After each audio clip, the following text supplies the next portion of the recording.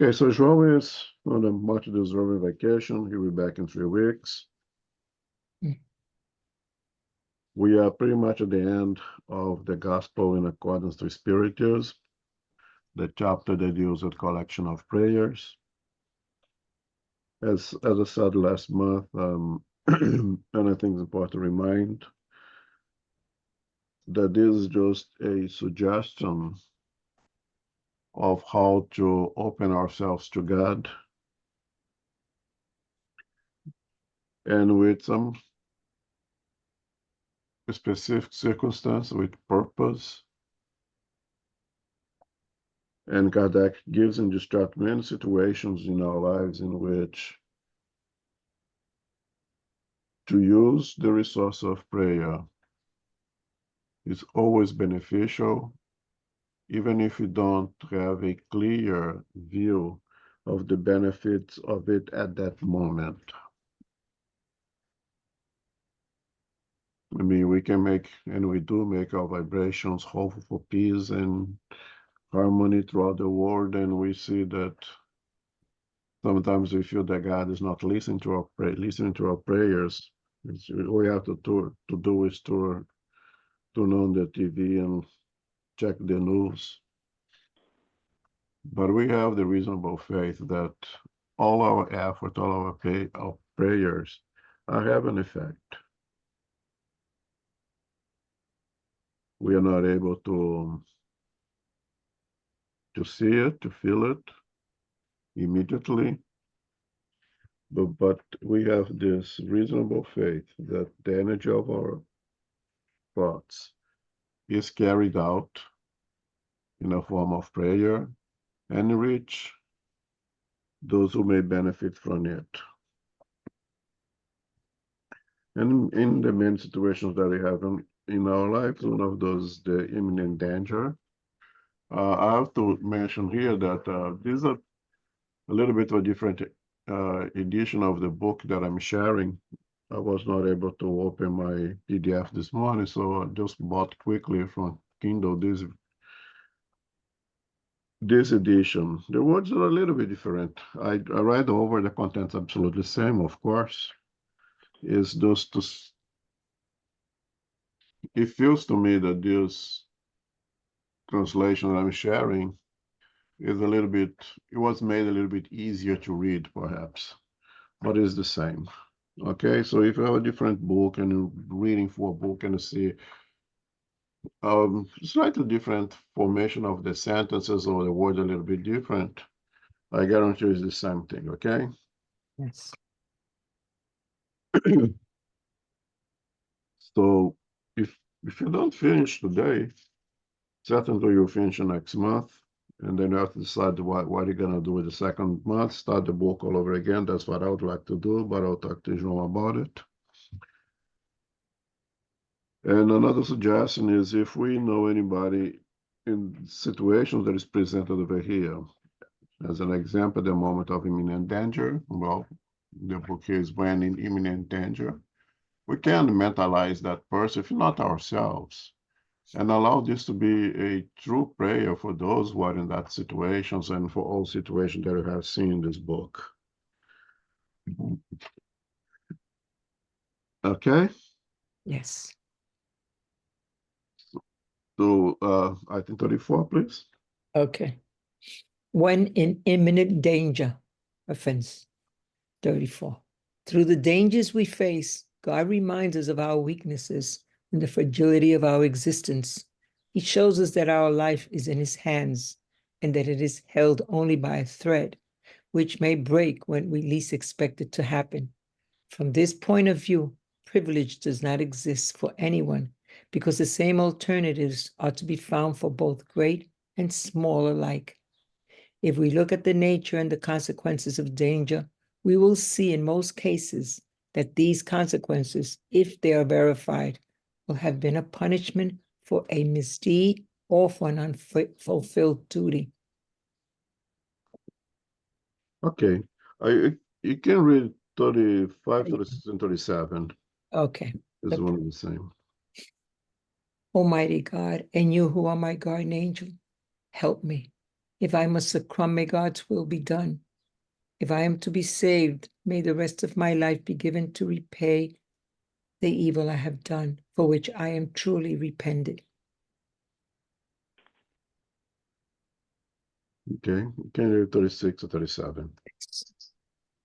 Okay, it's not pulled up yet. Oh, Okay. 36.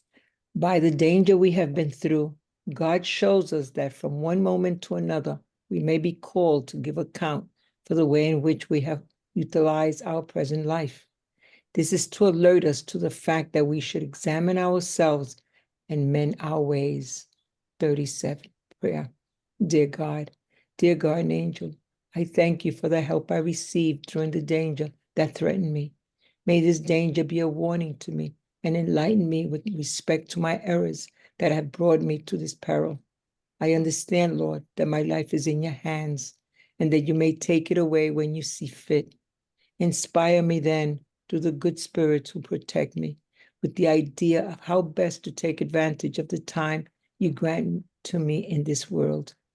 Guardian angel, uphold me in my decision to correct my faults and to do all the good that is within my power, so that I may arrive in the spiritual world with fewer imperfections whenever it pleases God to call me. thanks. I put it all together because when I read this, the first thing that came to my mind was the law of progress, Mm.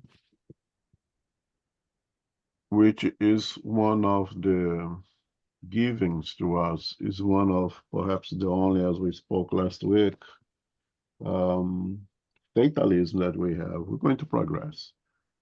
We're going to clean up the mess that I have made in the past. We're going to make the corrections. We're going to learn to not repeat those messes again and move on. How we do it, how long we spend doing it, how long we wake up to the need of do so, it's really free will, right? But eventually we'll get tired of banging our head against the wall and we'll find a better way to go over the wall, right? It is the law. And with that law, there is the law of love, justice, and charity. It made me think of the blind man in Jericho. Forgot his name. That knowing that Jesus was going to pass around the area and hearing the crowd, he starts to scream out loud for Jesus, right? Jesus, Jesus, come, you can help me, come to me, and screaming so loud and disrupting everybody else, and everybody else start to say, quiet down, man, you're disturbing the peace, being so loud. And the more people would ask me to be quiet, the louder he would become. And Jesus approached him and asked him, what do you want? And the blind man said, he wants to see. And Jesus was able to provide him vision through his manipulation of energies that we can even start to understand yet, right? Some people call it miracle. We in Spiritism call it manipulation of the cosmic fluid, that Jesus was able to do so and was able to give this individual vision. And we all got, unfortunately, most of the Christianity teaching focuses on the so-called miracle. And when in reality, the great lessons in the question itself, what do you want? That is the greatest of the lesson, right? Sounds silly that what is that a blind man wants from a man who can perform so-called miracles? To walk, to speak, he was screaming. But that is the lesson in itself. So the problem is, there's a lot of us blind out there who does not want to see, and therefore it cannot be helped. We want to see. Jesus is very objective on the on providing what the individual wants in accordance with needs, in accordance with merits, of course, and that is a lesson for us. He wants to see, he wants to have clarity, he wants to understand. We have to go beyond the visual as just a sense, a physical sense of the eyesight, and extrapolate the vision as having clarity, as seeing things with a, let's say, productive sense. And many of us spend our lives blind who do not want to see. And if that's the case, we cannot be helped. Part of the free will that I just spoke in the beginning. Jesus must respect our free will. If you don't want to see, you have to wait. As I told to Publius Lentus, right? You can follow me now, we can wait another 1,000 years, but eventually you will. Jesus, the divine benevolence, does not impose anything upon anyone. But at the same time, because of the law of progress, it wants us to want to open our eyes. It cannot do it for us, but provides us opportunities to reflect, to think, so we can seek to redirect our energies and say, now I want to see. Why is it happening to me? Now I want to understand why I keep finding myself in this kind of circumstances. And that led me to think about this moment of imminent danger. Why we are exposed to dangers? Why are we have to face those situations that put our life at risk? And so quite often we escape from death.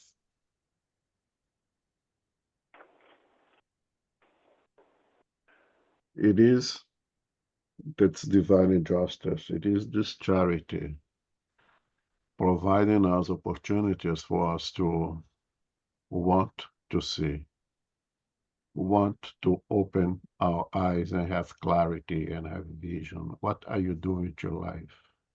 What are you doing with your relationships?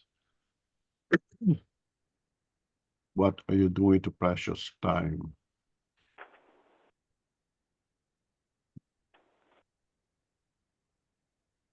Which directions are you seeking to follow? Where does it gonna lead you if you continue that path? In association, the law of progress and the law of love, justice, and charity exposes us to dangers. And you say self-inflicted, yes, because if you're already seeing, you don't need anybody to knock your door and ask if you want to see. If you already have clarity, you don't need to be exposed to circumstances in life to help you to find clarity. So when facing situations of danger, and I think we can go beyond the physical danger over here, or no, of being attacked by someone or something, or falling, or I don't know, torrential, get trapped in torrential rain and see the water coming up and up and up, and you have no way of going anywhere else. And if the water doesn't stop going up, that's going to be the demise of your physical body. And we may face many different situations, right? Being trapped in a war zone and no means to escape from it, and listen to bombardment right next to you, and so many situations that places us in physical danger, but also the danger of making the wrong choice, of not accepting something that would lead to our good, but it it requires tremendous amount of sacrifices. Um, Companies that you choose to have, friends that you choose to have. Those are the many different of dangers that you can extrapolate from this world over here, not only the physical ones. And it says over here that if you want to examine the natures and consequences of the dangers, one will see that most often such consequences, if they have occurred, are punishment for either a wrong committed or a duty neglected. Of course, I would take away the word punishment, but I like to see it more as an opportunity for you to redirect your energies, an opportunity to learn why that path leads to something bad or the eternal spirit.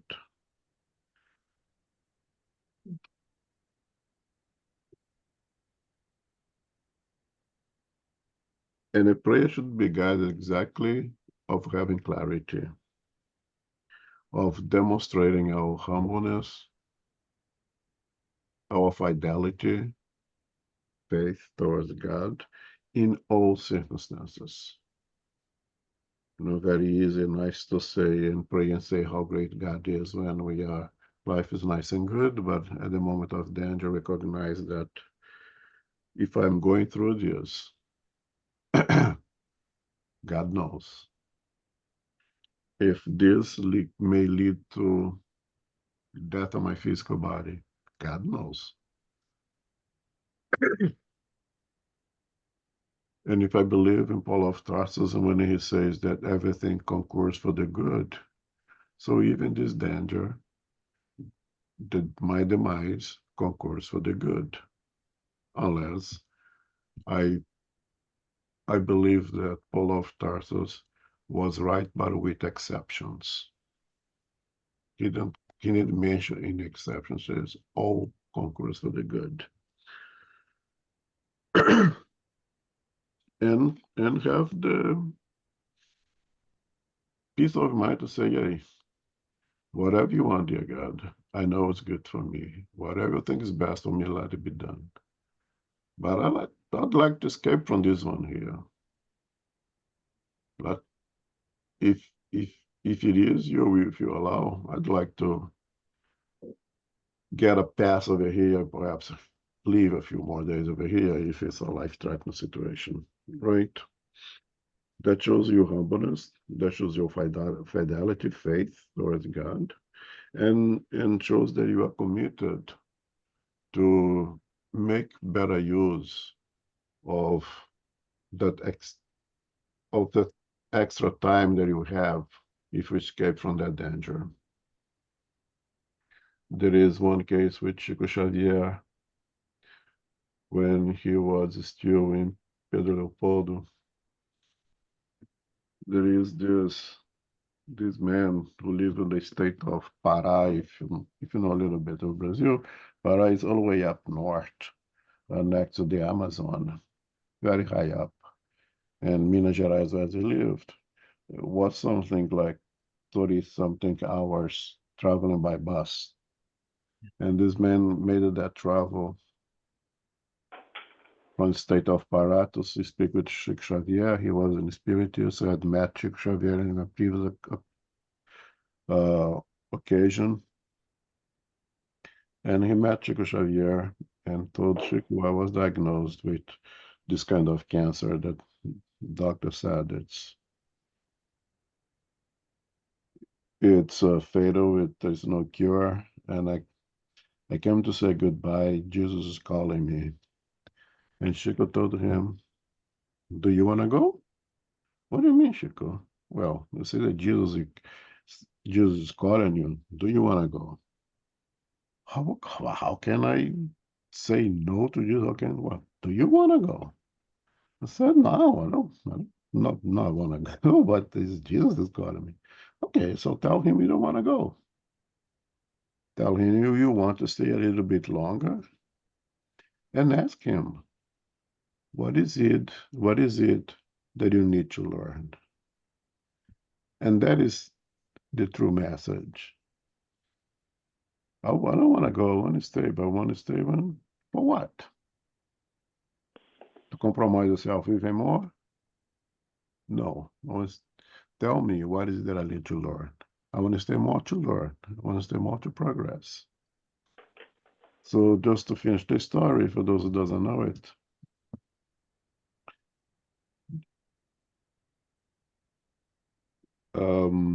Chico gave him an address of a spiritist center in Rio, who was performing spiritual surgeries. I'm sorry. And this man had a bad disease, had a bad cancer, pancreatic cancer, took another bus from Belo Horizonte to Rio, got in the bus stop in Rio, did not know Rio at all, had never been to that state, and had written in a piece of paper the address of that spiritist center.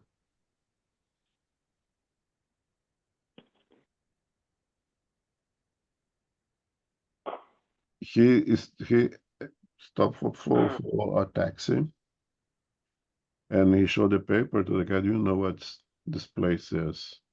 And the taxi man said, well, I am a spiritist. My wife has done treatment in this place. We're more than happy to take you there. Meanwhile, because of his pancreatic cancer, and if you know, the pancreatic cancer, you don't produce enzymes, so you are about to have diarrheas and stuff like that. And he just had one of it there. A woman passes by, see his state, that now he has soiled his pants, and say, I just come back from the laundry, got some clothes from my husband. This should fit you. Try this one. The woman gave him some fresh clothes. The guy brings him to the taxi that knew the place, bring him to that spiritist place. It's a big line, and they would only have a certain number of individuals they could attend each day. He probably would not make the cut, get a little bit late. One woman passes by they have a number, and we pick up a number when we get online. The woman passes by him and say, listen, I just received a message that I need to go back to the city of Rio right now. I cannot stay online. Do you want my ticket? And her ticket was one of the first ones on the line. So he was able to get in. When he got to be the next on the line and sat down to speak with the mediums, whatever people he was speaking to. No, I'm sorry. I forgot something important. On his prayer from Saint Chico to Rio, in his prayer, his asked his guardian angel, please help me here now. I'm in a really tough situation. I have this diarrhea. It's been really, really difficult for me, but you need to be objective. Help me get objective. Don't send me, encrypted messages. Be objective on the messages. When he went to see the medium over there, the medium told him, was it objective enough, my friend? Meaning that all his prayers had been answered right then and there. Because he had what Jesus asked, what do you want? I want to see, he want to see. He want to see what is it that he need to learn? What is it that would make it worth it? Escape that imminent danger. that imminent situation. So in this reading over here, the danger is probably a consequence of our misdirection, and it is an opportunity for us to redirect ourselves. Being that by the demise of the physical body, we are 10, are going to go to the spiritual world, and perhaps minimizing our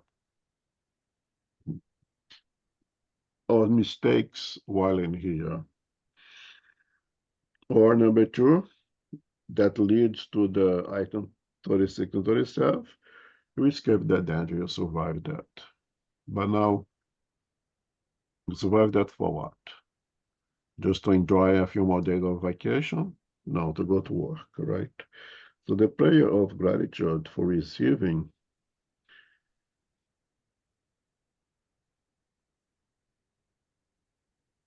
the blessing of escape that danger should be directed at. I know the only reason I escaped that is because you allowed me to, and I'm grateful. But more important, I also know that the precious days that you feel time that allowed me to have here is not to enjoy a vacation, but to be productive. So I thanks for the opportunity. I ask for guidance to help me to make the best use of the opportunity given to me to start my process of reparation and learning, so I do not have to put myself in the position of being in need of being exposed to dangers once again. On the parable of the Good Samaritan, the victim of the assault was going down from Jerusalem to Jericho, which is also a metaphor, also has a meaning. He was going to a place of elevation, thoughts, of spirituality, to a place inferior to it. And every time that it goes from, that you lower your vibrations, that you leave the temple of love and go to a place of degradation of moral values, you expose yourself to danger. And if you was given opportunity to survive that, redirect my direction. Let me go the other way around, from Jericho to Jerusalem, from the places, and places here is state of mind, of course, right? Of low moral values to a more elevated values. That's how you should direct, according to this reading here, our prayers. One, have clarity, so you don't have to get into trouble. Two, if you don't have that clarity, you don't want to see. And divine benevolence gives me opportunity to open my eyes, maybe expose me to danger. That if I escape that I may use the time to avoid placing myself in that situation again by learning the lesson that I need to learn. Therefore, ask Jesus, what is it that I need to learn? But the thing is, Jesus already told us everything that we need to learn, right? This whole book that I just finished reading over here is a pretty good guideline of everything that we need to see and follow. Any comments, questions?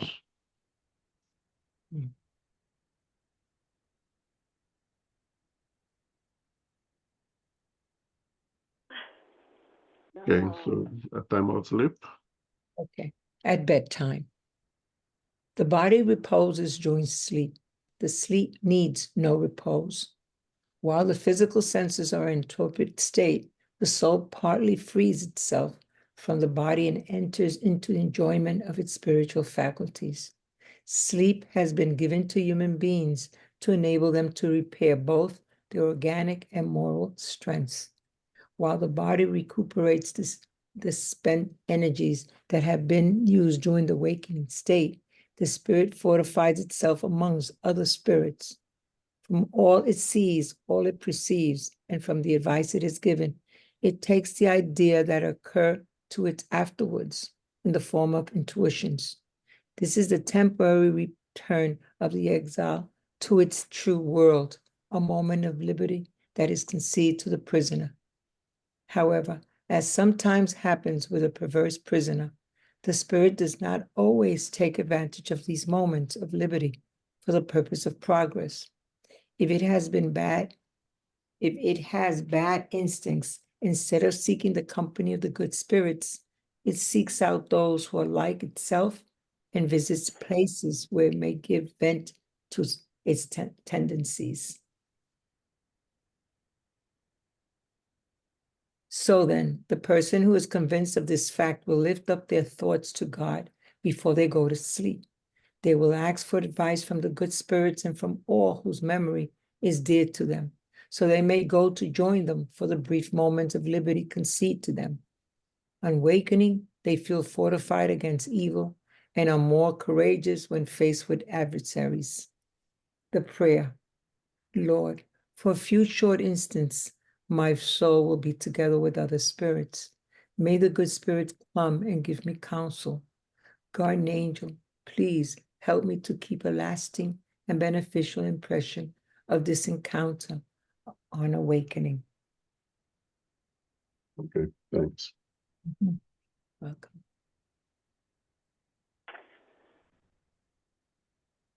So our science had already halfway, so I believe, understood the necessity of sleeping for the physical body and even for the mind. It's been proven now that sleep deprivation, lack of sleep, equals to alcohol intoxication. The person who does not, that is in lack of sleep, is not sleeping properly, is like a drunk. And that's been showing. They gave the number of intoxication, right? The amount of milligrams of alcohol, but I don't know those numbers. So it is a very good evidence of the necessity of sleep.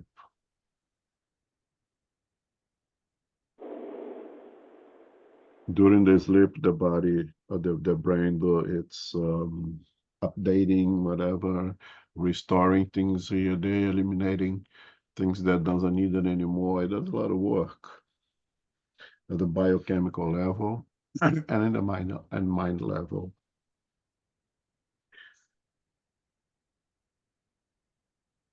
And when the body is doing that in an autonomic phase primarily, the spirit has a little time, a little break to partially disconnect from that physical body that is going its nocturnal maintenance for those who sleep at night, of course. And the spirit can partially separate and go into the spiritual world with greater freedom. And very often wake up, we identify those moments of escaping from the physical body as dreams. The spirits over here says that we have opportunity to interact with our guardian angel, loved ones, and received counsels, receiving ideas that later on we identify it in forms of intuition. We don't remember exactly, and we see that in the books of André Luiz very often when the incarnates take at night while the body is sleeping to interact with the mentors and receive lessons, wakes up with a vague idea of a dream and later follow steps. Sometimes even think that is their own idea, but it's in reality is counsels, advices, ideas that received during those encounters in the spiritual world. So that moment of liberation of the spirit can, and I repeat, has the potential to be really good for the spirit. But here there is a little thing called free will as well, right? That we choose where we want to go. We choose the friends that we're going to hang out with at that moment. So we can go and hang out with loved ones who want what's best and knows what's best for us. Because there are those who want what's best for us but have no idea of what is it, right? But we can choose to go somewhere else. We can have the prisoner who spent, I don't know, 2 years in jail, and upon leaving it, go straight to a bordel or go straight to a church and speak with God. Choices that we make, wherever you want to go, straight to a bar and get drunk. 2 years they thought having a drink, oh my God, I have to have a drink right now. Or you can go to a temple of worship and give thanks for the moment of liberty and ask for guidance to never get in trouble again, to avoid the necessity of that hard lesson to 2 years in jail again, right? Choices that we make. The same thing when the body is at rest, we may choose to go to a bar, we may choose to go hang out with our guardian angel and do some work. I have to open parenthesis here because sometimes we wake up from what considered to be a nightmare, a horrible dream. I was taken to a place that was horrible. It smelled bad. The people were mean and all kinds of things. Sometimes I do ask in my prayers that if I'm able to be helpful while my body is resting, not only to receive ideas and learn, if I could participate and help anyone in need, I would like to do so as well. But if you don't make such an objective request in form of prayer, many times we are given the opportunity to assist in the spiritual world as a mean of learning, as a mean of being charitable. Now, if you're going to learn, if you're going to have that opportunity to help someone that needs our help at our level, we should expect to not to be such eloquent, clean place filled with nice people that receive you with flowers and everything else, right? Likely they don't need our help. If you're going to help individuals here in our physical world today, let's say drug addicts in crack house, don't expect to find nice people that receive you with flowers, who have nice words for you, a nice, clean place. It's probably going to be a mess. It's going to be of bad smell and a lot of cursing around, and people may not receive you very well. They don't need your help. They can they can get out of that addiction anytime they want. That we don't know anything. But if you want to help them, if you want to bring something of good to them, you're going to have to tolerate all that. The same thing in the spiritual world. If we're placing ourselves in position of being a helping hand, they're going to take where they can be a helping hand.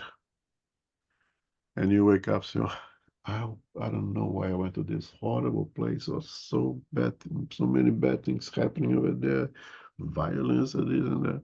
Perhaps you received the opportunity of being there and being helpful. Perhaps you did, but again, dream, you don't remember everything. Few things that you can put together, and the rest we fill up with our own imagination, so to say. That's how we interpret most of dreams.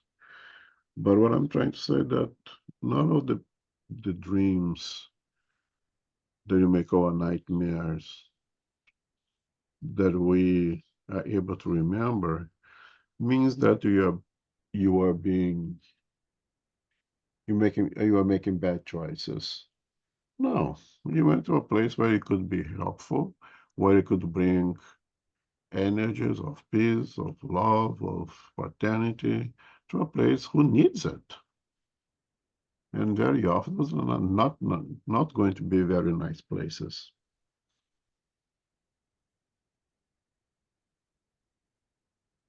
Because I'm sure all of us have woken up saying, wow, what was that?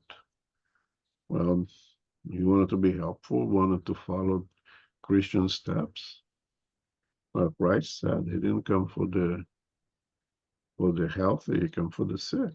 You wanna be on Jesus' team? You're gonna go where they are sick. You don't need to go where they are healthy. That could be the situation as well. So in our prayers, most important is when you're ready to go to bed, and you should always do that, because that's a time of greater emancipation of the spirit that you can receive tremendous amounts of counseling, of guidance, of advices, guidance advices that you perhaps not even recall immediately after waking up. But when the situation arises,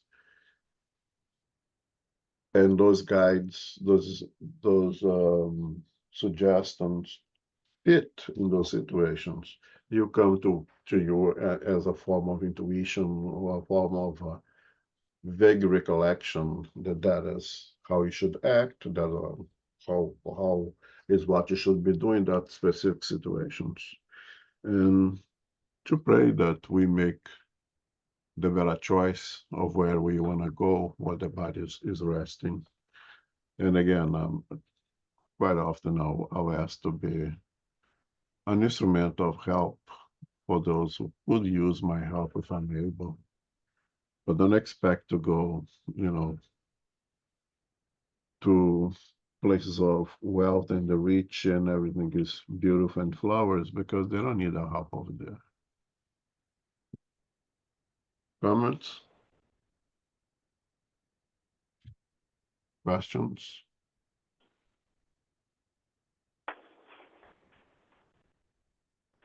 Okay. I'm sensing approaching death.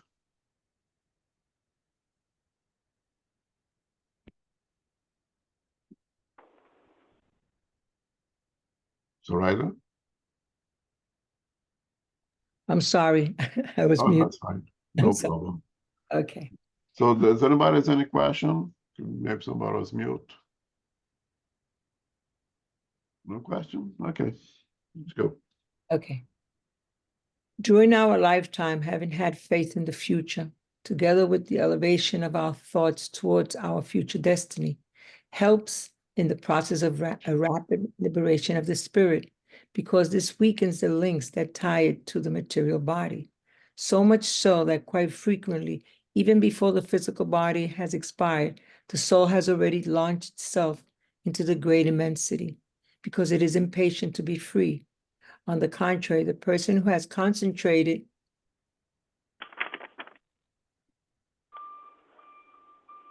on all that is material finds these ties more difficult to break and the separation more painful and difficult. And upon awakening in the afterlife, they are full of anxiety and perturbation. 41, the prayer. Dear God, I believe in you and your infinite kindness. Therefore, I cannot believe that you have given human beings intelligence that allows us to gain knowledge of you and an aspiration for the future just to plunge us into nothingness. I believe that my body is only a perishable covering for my soul, and that when I cease to live, I will awaken in the world of the spirits. Almighty God, I feel the ties that hold my soul to my body are breaking, and that in a short while I will have to account for the use I have put to the life that I am about to leave. I will experience the consequences of the good and the bad I have practiced. There will be no possibility of illusions, no subterfuge. My past will unfold before me, and I will be judged according to my works. I will take nothing of earthly possession with me, such as honors, riches, satisfactions of vanity or pride. In short, everything that belongs to the body will remain in this world. Even the smallest particle of these things will not accompany me, nor would they be of any use to me in the spiritual world. I will take only what belongs to my soul, that is good and bad qualities I possess, to be weighed on the balance of strict justice. I know that the judgment will be even more severe according to the number of times I refused the opportunities that were given to me to practice good in proportion to the position I held on earth. Merciful God, may the sincerity of my repentance enable it to reach you. May you see fit to cast a cloak of indulgence over me. If you see fit to prolong my present existence, may I utilize that time to make good, as far as I am able, all the evil that I have done. But if my hour has come, I take with me the consoling thought that I will be permitted to redeem myself by means of new tests, so that one day I may deserve the happiness of the elected ones. If it is not given to me to enjoy such perfect happiness immediately, known only to those who are preeminently just, I know I am not hope eternally. Eventually, I will reach my goal according to the amount of effort I make. I know that the good spirits and my guardian angel are near and will receive me. Soon I shall see them, just as they see me. I know too that if I deserve it, I will meet again all those I have loved here on earth, and that those I leave behind will later come to join me. One day we shall all be reunited forever, and until that time comes, I will be able to visit them. I know too that I will re-encounter those I have offended. May they forgive me for whatever they have to reproach me for, such as my pride, my hardness, and my injustices, so that their presence will not overwhelm me with shame. I forgive all those who have either done or tried to do me harm. I hold no rancor against them and beg you, dear God, to forgive them. Lord, give me strength to leave all the material pleasures of this world without regret. They are as nothing compared to the healthy and pure delights of the world into which I am about to enter, where for those who are just, there are no more torments and miseries.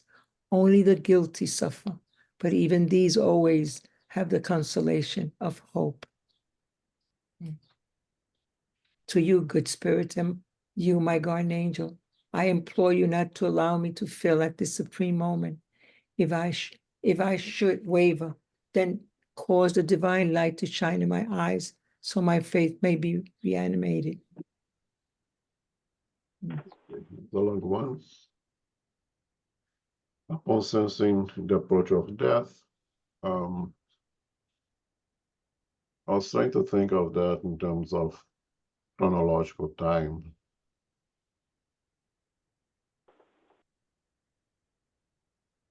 And what makes one have that sensing the approach of death? There's some that is very objective. I don't know, someone who is in receive a death sentence, and the judge have determined the date of the capital punishment. Unfortunately, this still exists in our world.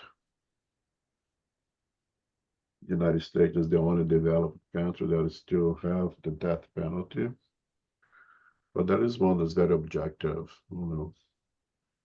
This date is the date that you're going to receive whatever capital punishment you receive. Injection, shock, whatever it may be, right? You have time to reflect upon it. How long is going to be? A week? A year? 2 years? Few days? But the sense of the approach of death is very objective.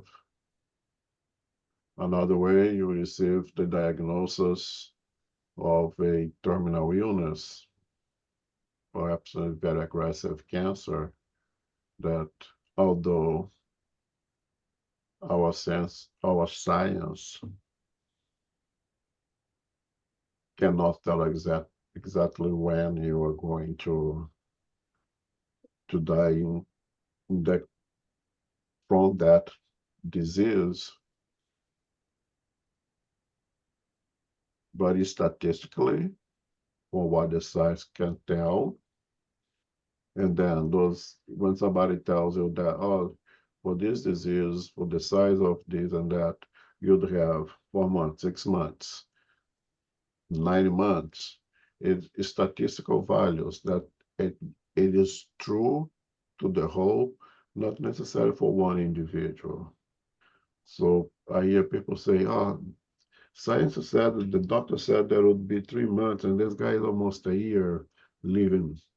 Again, it's a statistical value. It's looking at the whole. It's looking at 100,000 people, not at one individual or another. All right? It's an average. But regardless, it's, science, medicine, say the statistical value for this new diagnosis is 6 months. No, you're gonna go around that. Or if nothing happens before. When my best friend, my American mom, was diagnosed with stage 4 ovarian CA and was definitely a terminal disease for her. She asked me if she was going to die from that. I said, well, if nothing else kills you before, yes. It could be run by a bus 15 minutes later. If nothing happens before, like chances are that disease will progress and will be the reason of your death. As bad as sad it may be, is the reality. So what I'm saying is, even if science, the doctor says, oh, with this thing, you may have another 2 years of living, and perhaps you're gonna die from this problem in 2 or 3 years. So you have that sense of approach to death, right? You have that untreatable diagnosis. Does anybody have hands up because I can see? Oh yeah, Ebony has one. Go ahead, Ebony. Yes, I did. I just wanted to add that from my personal experience, obsessing spirits can also create circumstances around you where you start to develop that intuition that death is imminent. And then you can start saying prayers like this. I know that has happened to me many times, and obviously I'm still here. So I didn't die, but I did started developing those kinds of intuition, thinking within myself that I was actually going to die. And I said prayers like these. So let me ask, why you think the obsessors would do that? Well, I know I actually ended up with a physical illness in the hospital, and the diagnosis that I had was one of the causes was obsessing spirits. But at the time, before being aware of that spiritual happening, the doctors, the nurses, people in my family, they actually thought, even myself, that I was going to die. And it turned out that the cause of what I was experiencing was as a result of obsessing spirits. Understand. Okay, so what you're saying is that the obsessing spirits was promoting situations that could lead to your demise, right? Yes. Okay, gotcha. Yeah. But the perception of the approaching death, you think was caused by them as well, or the disease itself was caused by them? No, I got to a sense where I surrendered myself because I couldn't understand what was happening, and nobody else was able to give me any explanation.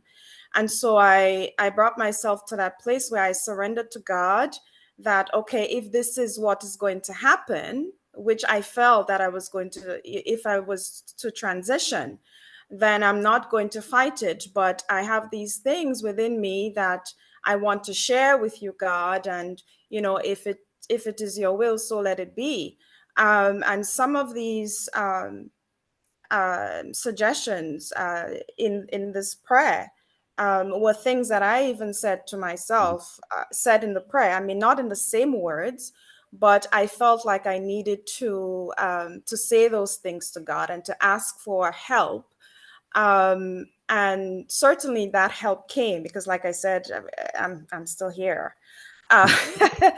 Um, but yeah, I felt I had that deep intuition within myself that this is it. And I really need to have this conversation with God, with whoever is in the spiritual realm that loves me and cares about me. In the event that I do transition, then at least I have a sense of peace. Okay, got you. So in this particular case, the obsessors actually worked in your favor, right? Or they actually taking away the fact that they are part of the genesis and the cause of the disease, but they also helped you to take steps to be in peace with self, to have that clarity of what you'd like to conquer before the demise and after the demise as well, right? Of course. Having that, yeah, Sir, having that, sir, I'm sorry, I'm sorry, go ahead. having that objective premonition that the death would be imminent, it helped you to do good things to yourself.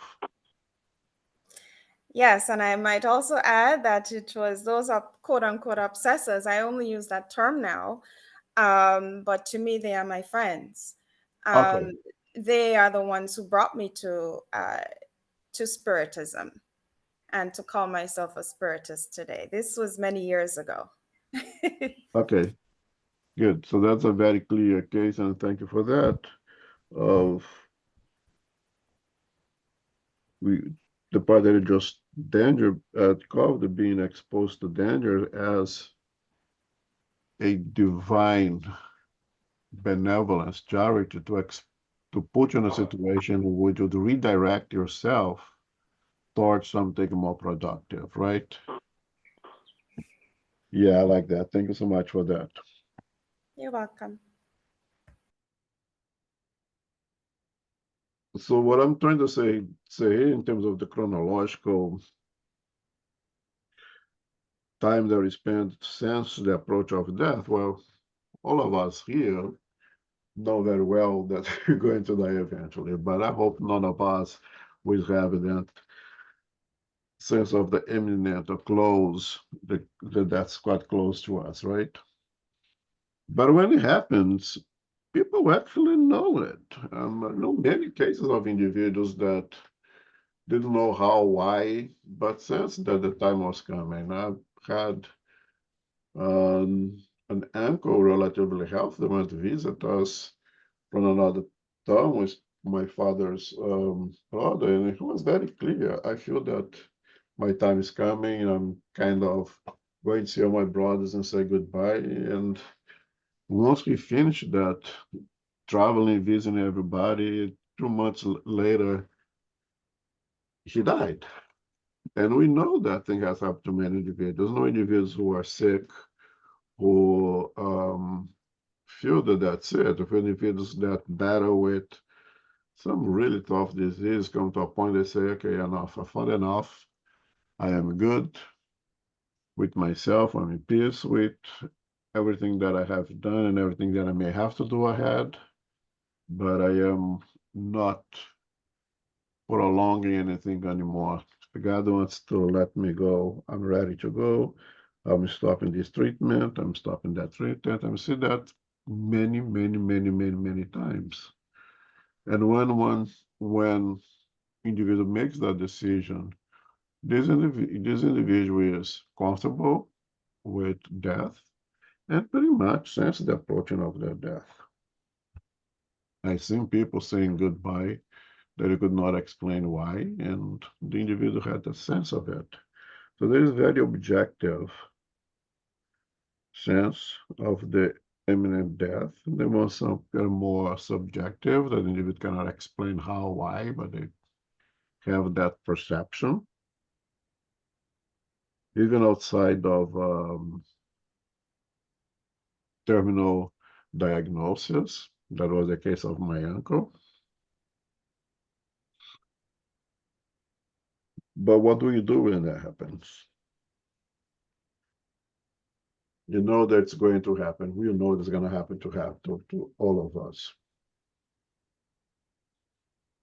It depends on of what we have, right? So what do you know? We're not even going to use the word belief. But what do you know? You know that we are eternal spirits, or we don't. We know that when this physical body stops to work, we are going to separate from it. We just covered this week in the Spirit's book, separation of the soul after death. The soul stop being a soul and become an errant spirit. Go back to the spiritual world, brings with him or her the spiritual body, the perispirit, and bringing nothing else than the memories, being the responsibilities of how he or she had used the time while incarnate, all the responsibilities contracted, all the rewards that are waiting or not for him or her. Nothing material. The relationships based on true love are just as eternal as we are. The relationships based on material values, titles, all those things, being extinguished with time, but the ones that are based on true love will remain, but they will remain as brothers and sisters. Meaning, and this is very hard for us to understand, it's very hard for myself to consider the idea that my grandmother that I love dearly now in the spiritual world is a sister of mine. Not really a grandmother, but I can't imagine seeing her as anything else but a grandmother, because they still have this kind of identities yet, right? But even that blood relation ends with the physical body. No longer grandmother. She played the role of grandmother, but now is sister of mine. My wife, when we end up both in the spiritual world, not my wife anymore. No, brothers and sisters. If our relationship is based in true, real love, we continue to love one another as brothers and sisters.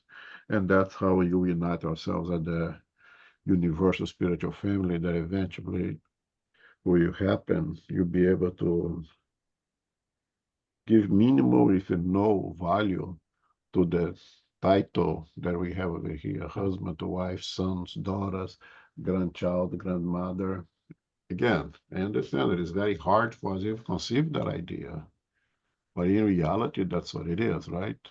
So much so that I can ask, if you have multiple reincarnations, and we had, chances are you had multiple mothers and fathers. We go to the spiritual world now. Who is your father? Who is your mother? The one from 5 incarnations ago, this one.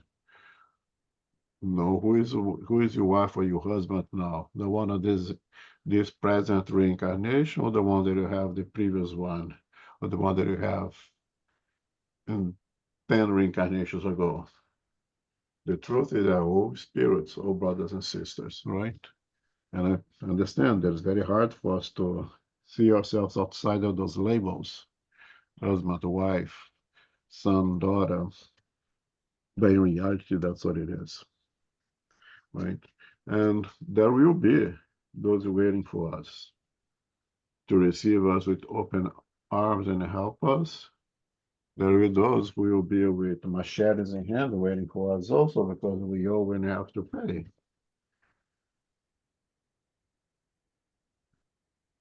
I don't think any of us in the position of throw the first stone. We all have debits. There's a good chance that if someone out there does not like you for something that we have done, this or in previous reincarnation has not been able to forgive us, and still believes that is in the right of making justice to their own hands. They may be there waiting for us as well.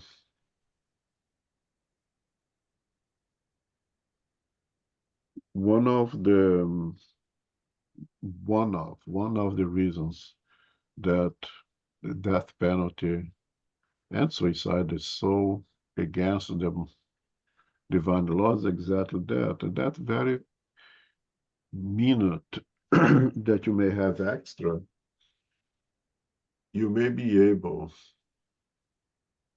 to redirect your destiny back in the spiritual world.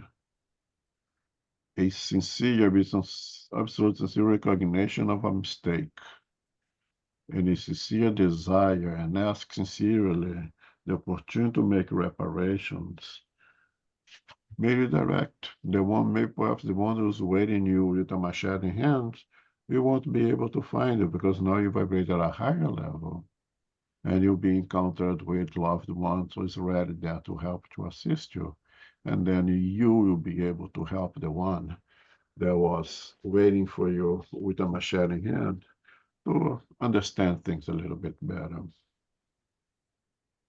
So that's last few moments. It may be few minutes, may redirect all your thoughts.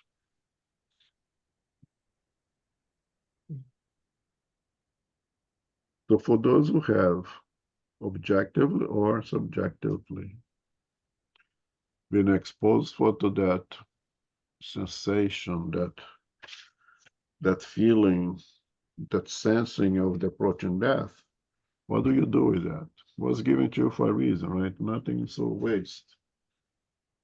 And the idea of Kardec here in Collection of Prayers, say, use this as a powerful tool that you have in your hand to redirect how you end up in the spiritual world.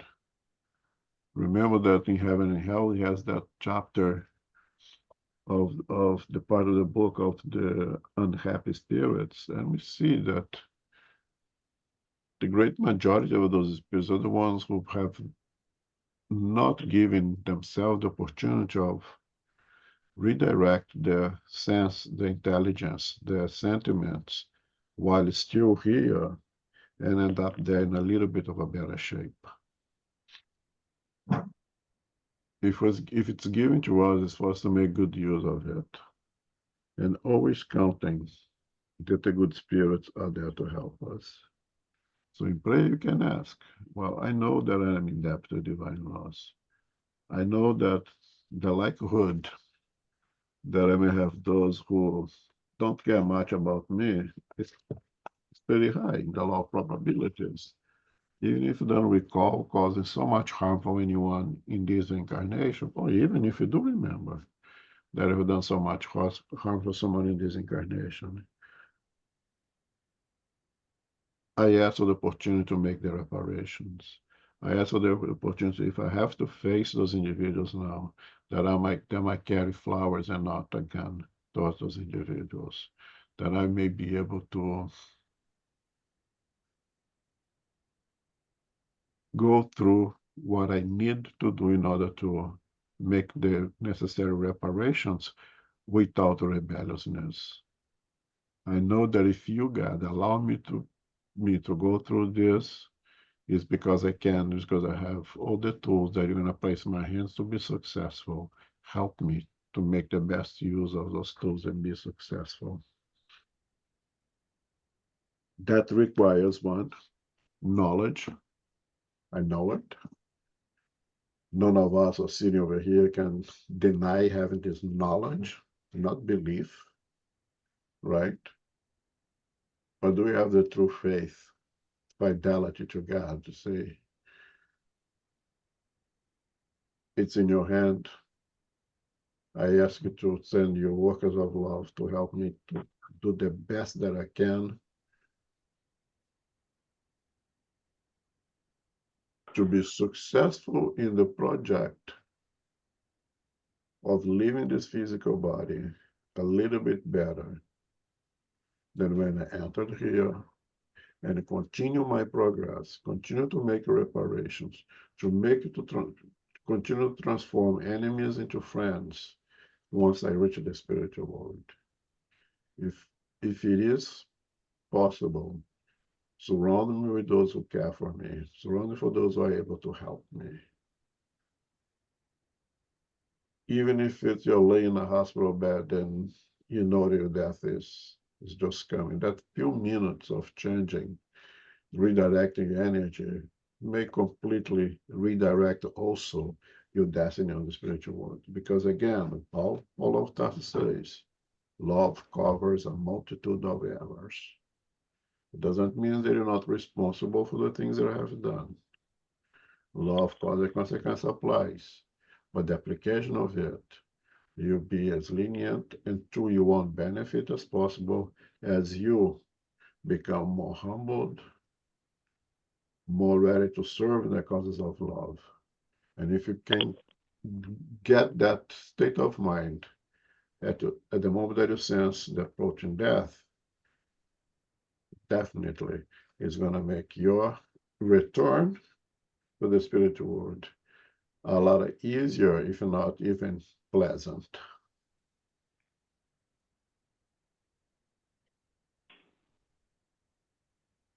Any questions, any comments?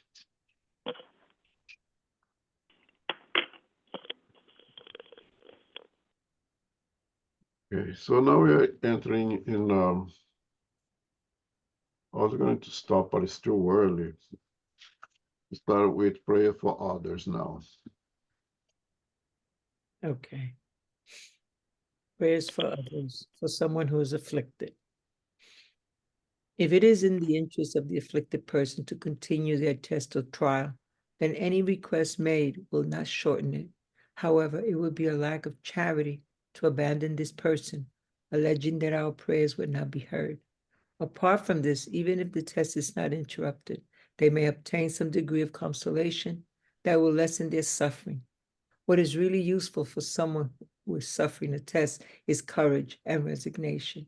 Without these, whatever they are going through will bring them no results, resulting in their having to go. Okay.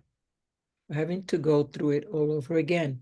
Therefore, with this objective in mind, we should be asking the good spirits to help them by lifting their morale through counseling and encouragement, or even by helping them in a material way, if this is possible. In such cases, prayer can have a decisive effect by directing a fluidic current towards them with the intention of fortifying their morale. In prayer, dear God of infinite goodness, may it please you to shorten the bitter situation in which is in, if this is according to your will. Good spirits, in the name of Almighty God, I beseech you to help in their affliction. If it is not in their interest to be spared this suffering, make them understand that it is necessary for their progress. Give confidence in God and in the future, which will make them less bitter. Also give them strength so that they do not give in to despair, which will make them lose the fruits of this suffering and make their future even more painful. Conduct my thoughts too, and to help them maintain their courage. Okay.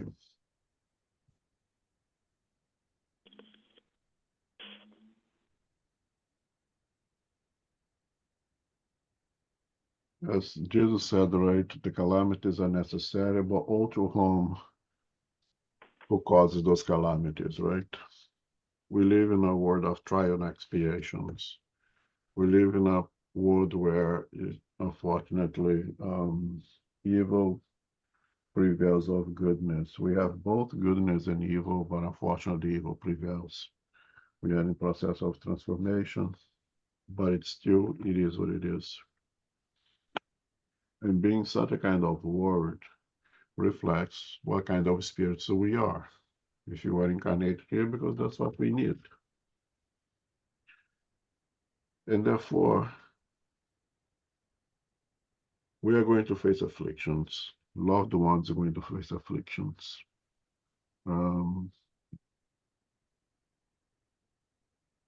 The afflictions may be necessary, as we just covered. Those afflictions may be the divine benevolence providing us the tools that we need to open our eyes, to want to see, to be able to answer Jesus with honesty. I want to see.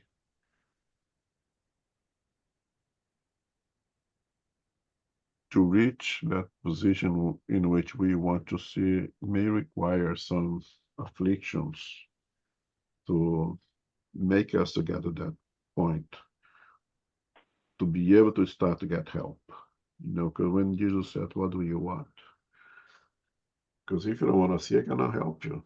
I cannot do anything for you if you do not want. Right? So help really starts when you want it. And you want it of what that's good for you, of course, right? Then you can receive the help. But regardless of the causes of the affliction, our job is to help, to minimize that affliction, the pain, to the best of our abilities. We are not here to judge. Again, the parable of the Good Samaritan. Who was that guy who was assaulted?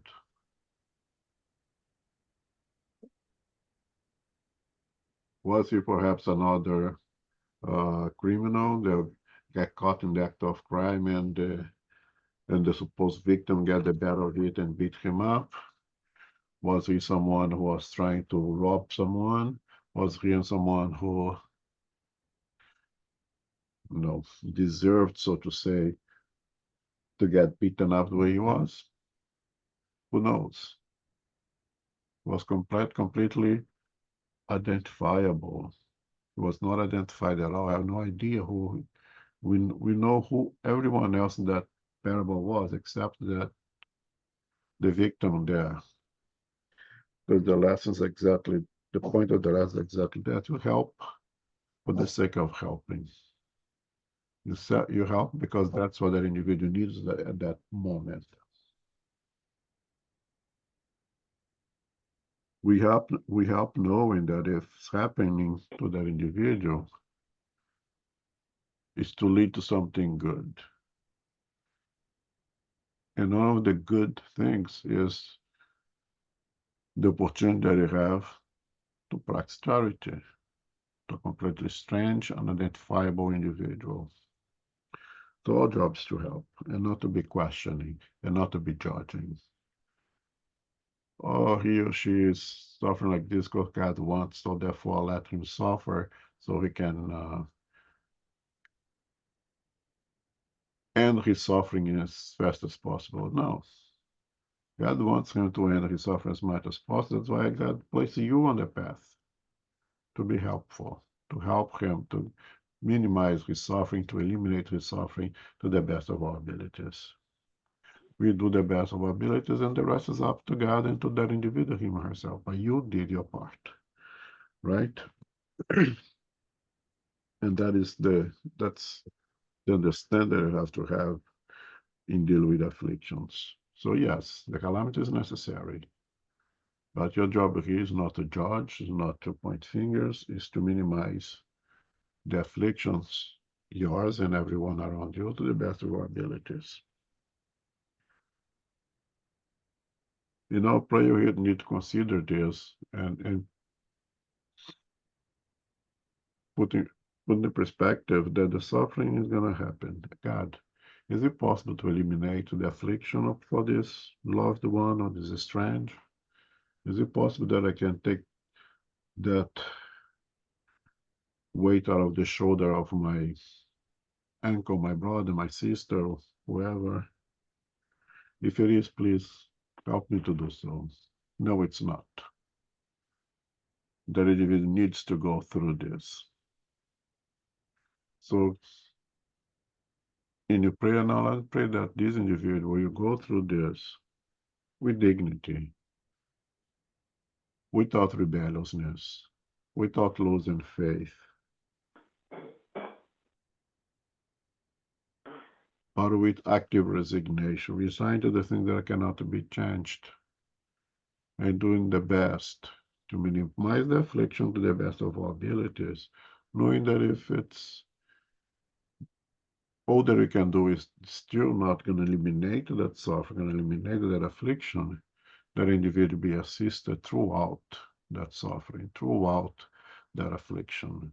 And more important than anything else, that we will collect the valuable lessons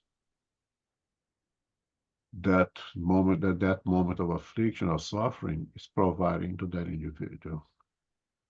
But that's the only reason that God will allow us to go through those afflictions,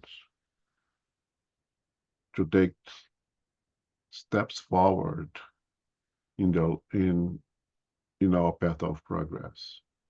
And once we make use of those opportunities, you learn the lessons that we need to learn, you don't have to do it again. It's done. So when we pray for someone who is undergoing affliction, suffering, one, can it be completely eliminated? Yes, please do so. No, help this individual to go to that suffering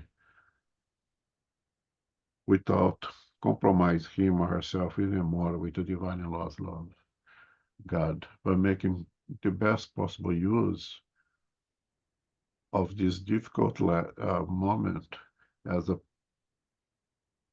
good lesson that will serve as a stepping stool in the ladder of our progress. May he or she be able to undergo that suffering without rebelliousness, but with faith and determination to learn as much as possible from that difficult moment. Any comments, any questions?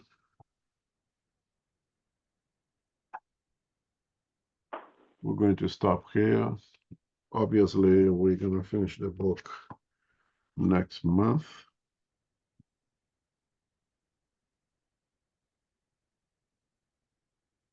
Next week, we'll do the medium's book. And we're going to start the intelligent phenomena. Another chapter of the book should be good.